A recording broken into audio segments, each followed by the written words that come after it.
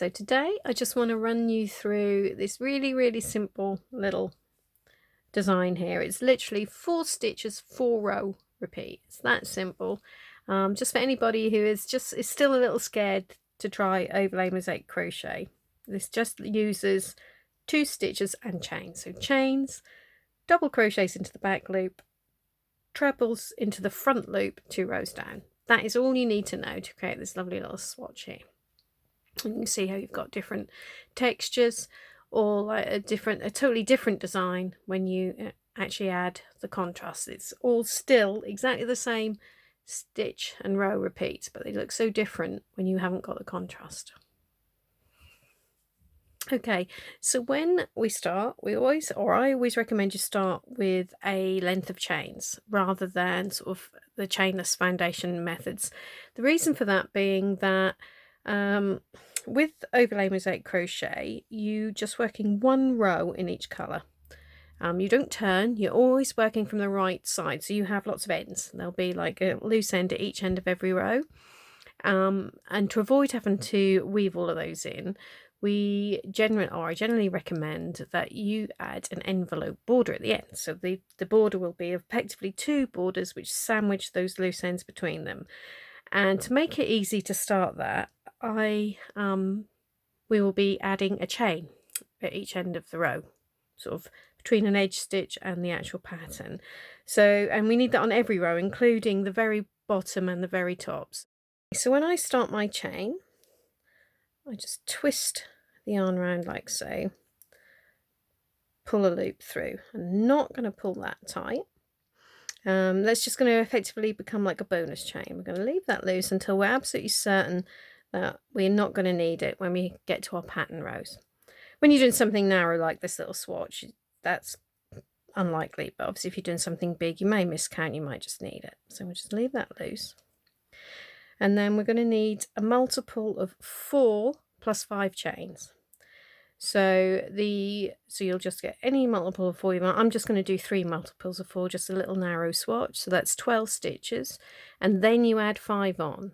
And that 5 is what I'll call a balancing stitch. So our little pattern, that'll be mirrored at each end. So that like balances out the pattern. Then you've got the chain at each end I mentioned before, and also the edge stitch I think I mentioned before as well. So you've got them at each end. So that's your extra 5.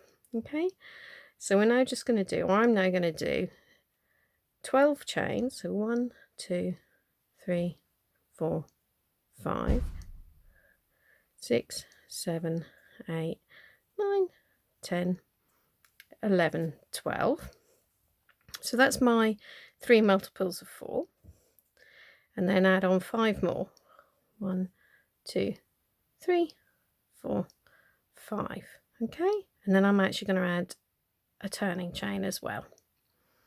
Okay, so that's how I'm starting my there. Now, if you'll notice, I didn't pull those chains too tight. If you tend to chain really tightly, it could be a good idea just to use a slightly larger hook just for this chain, because you're now going to need to be, you're basically going to be using all 3 loops of your chain if you add a border at the end.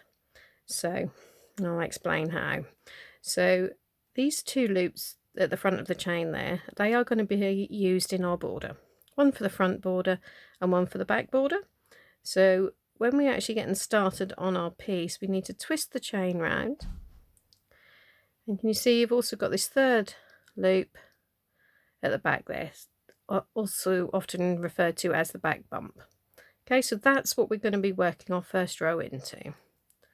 So not this very first one, because that's our turning chain. Now I'm going to work into that bump there. So that is our first edge stitch. So then we work a chain, which again, try not to pull it too tight. You don't want it really loose, but you want it so it's not too tight, because you're going to need to be able to get your hook into each side of that when we make the border. Okay, then we're going to skip this chain underneath, and then the first stitch of our actual pattern, which is what is that balancing stitch I mentioned, goes in there. So we're just now going to work our however many multiples of 4 stitches just into those back bumps. Okay, So I'm now going to have 12 more after my initial balancing stitch.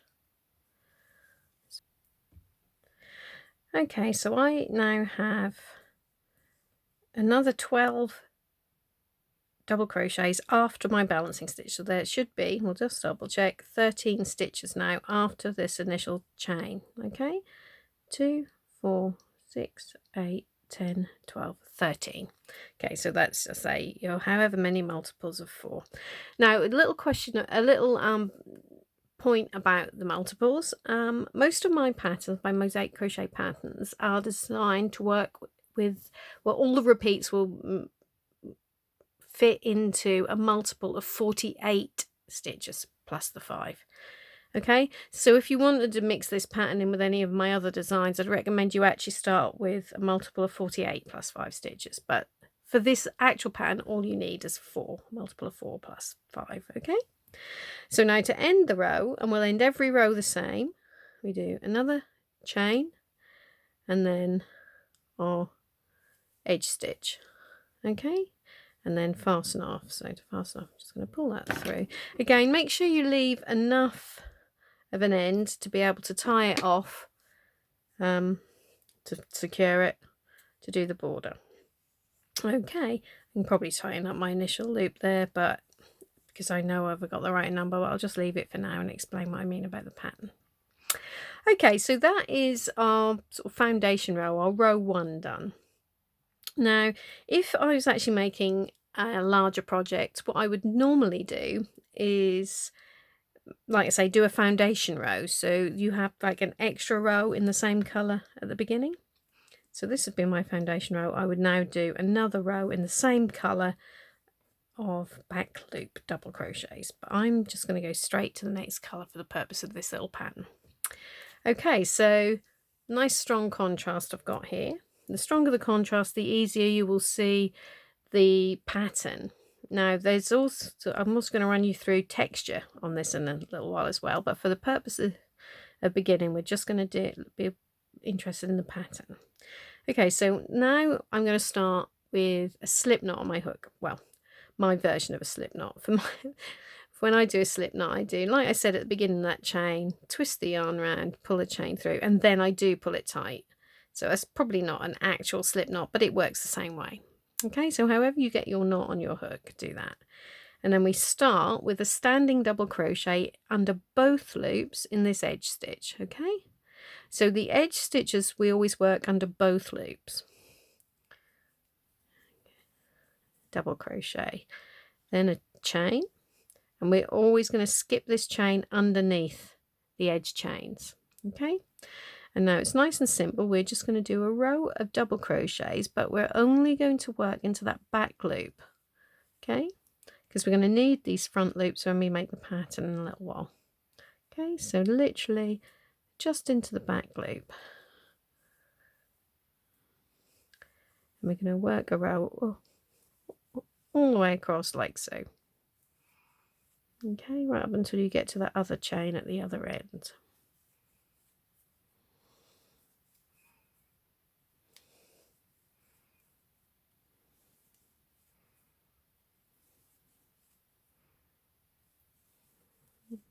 There we go, one more stitch to go. Chain, skip that edge chain, and then again, just for this edge stitches, we're working under both loops, double crochet there. That just keeps those edge stitches a little firmer. Okay, fasten off. So that is now row 2 done. Okay, so for row 3, we're actually going to start making our pattern. So far, and this is just a simple, really. We're just going to be adding some trebles in now. So again, I'm going to start with a slip knot, and again we're going to start, you see, with our first double crochet edge stitch under both loops, chain, skip a chain. Okay, so now what we're going to do is start straight away. So our balancing stitch on this row 3 is a front loop treble. So we're not going to be working that into this front loop. We're going to drop it down to the row below. Okay, and work into that front loop. Okay, then we've got 3 back loop double crochets. So just as we did on the previous row, you're only working into the back loops there, and then front loop treble again. So when you work a front loop treble, make sure you don't then work your back loop double crochet directly behind it. Can you see we've got one left there, got one left there. So it's just 1 stitch in each one. Although if you added an extra one there, then you'd be increasing your stitches. Okay, so that is our repeat. 1, 2, 3 back loop double crochets, 1 front loop treble. Okay, and I've only got 1 more in my little swatch. 2, 3, 1 front loop treble, and then we end with a chain, skip that chain, and an edge stitch. So I say I won't keep running through the ends with you every row. But that is it. That is basically how you do overlay mosaic crochet. So all of these complicate. I mean, you can add some other colors in as well with when doing tapestry and things as well, but basic overlay mosaic crochet is that simple. Okay, so most of my designs I've only got a tiny bit of tapestry in my Letitia's garden at the moment. Other than that, all of my designs only basically use overlay mosaic crochet. Okay, so now we know that's right, because we've ended where we should do with that treble. We can now tighten up our initial chain. So okay, so for row 4 we switch colours again. Oh, a little tip: if you find that you're getting like loops showing there, 2 little things I would recommend. Firstly, you need to make sure you keep the top loops of your stitches nice and even and not too big. Okay, and we're just going to tension that very first part of our stitch just a little bit more if that's happening. And the next thing you do is make sure the rest of your stitch isn't too tight, so then you're not pulling it up. If you can do that, you should get lovely neat stitches. Okay, so row 4. Slip knot, edge stitch under both loops, chain, skip the chain.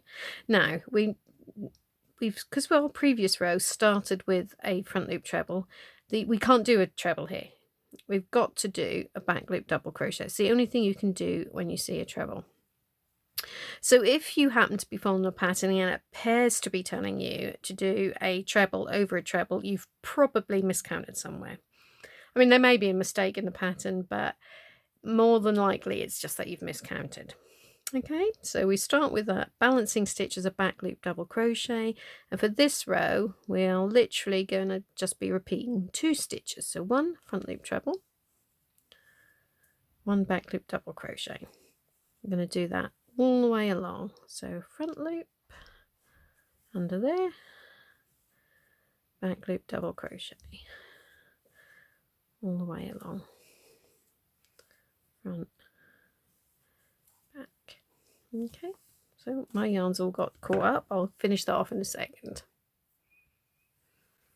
Okay, so that's row 4 done, and then the final row of this pattern, row 5, you're back to our original colour again.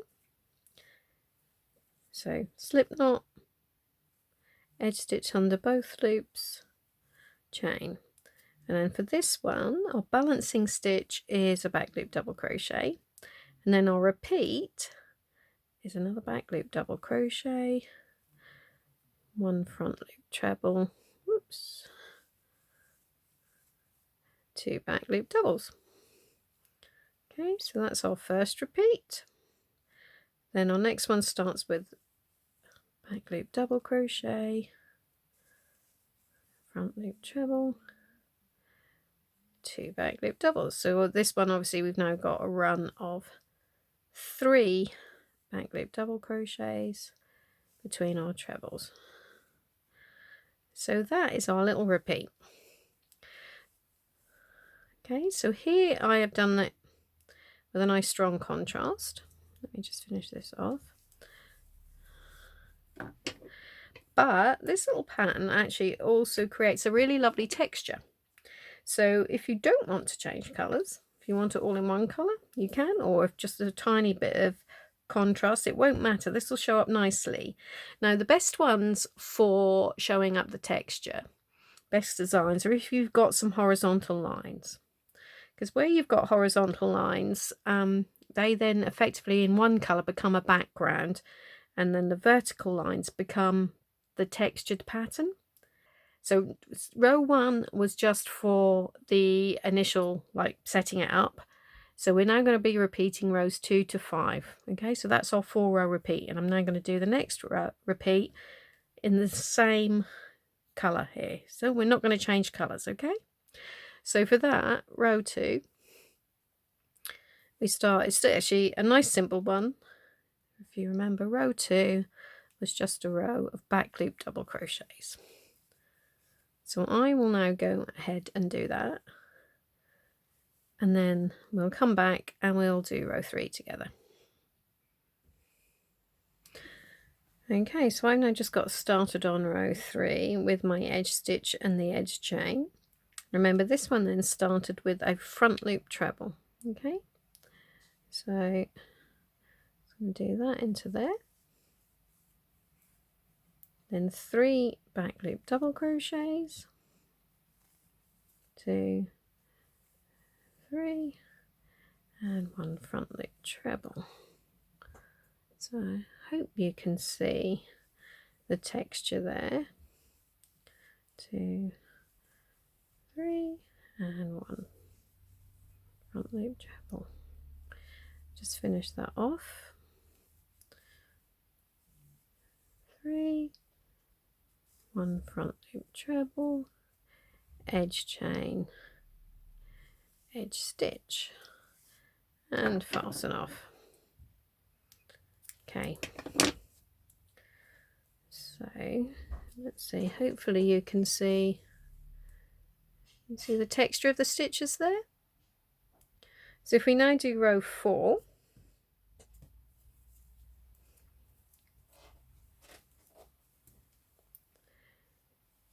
edge stitch, chain, and remember this one we had our balancing stitch as a back loop double crochet, and now we're just repeating 1 front loop treble, 1 back loop double crochet, repeating that all the way across. Do a couple more and then hopefully you'll see how the pattern's going.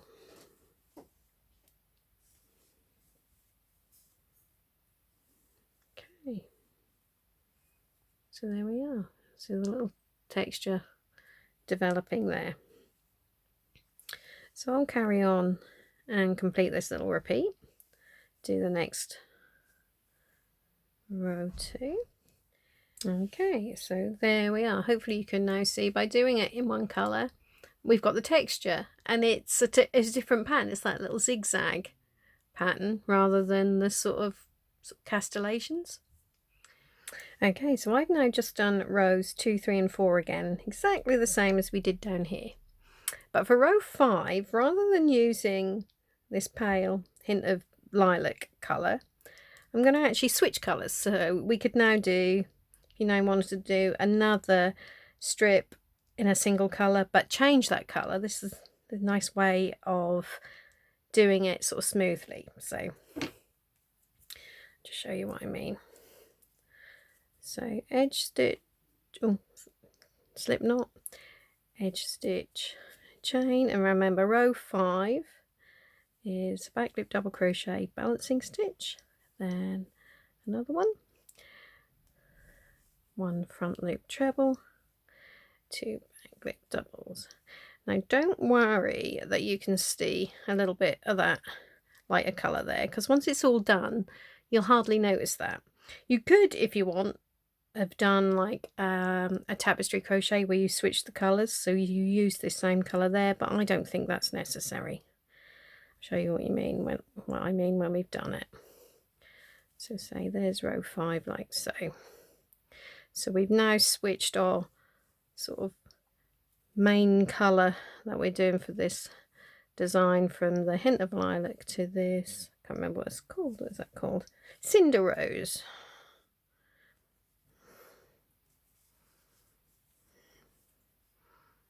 Okay.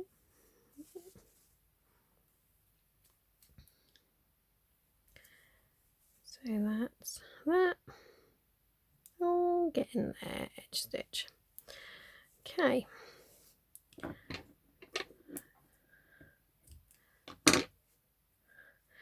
So what we'll now do, I'll now just run through another repeat of rows 2 to 5, and hopefully you'll then be able, and I'll come back and just show you that, and you'll see what I mean about how, well, hopefully you can see there. Quite a nice way of changing colour. Okay, so there we go. It's my little swatch completed. So you can see when you just use the one colour, you get this lovely zigzag sort of textured pattern. And if you add a nice strong contrast, you're going to get the sort of castellations.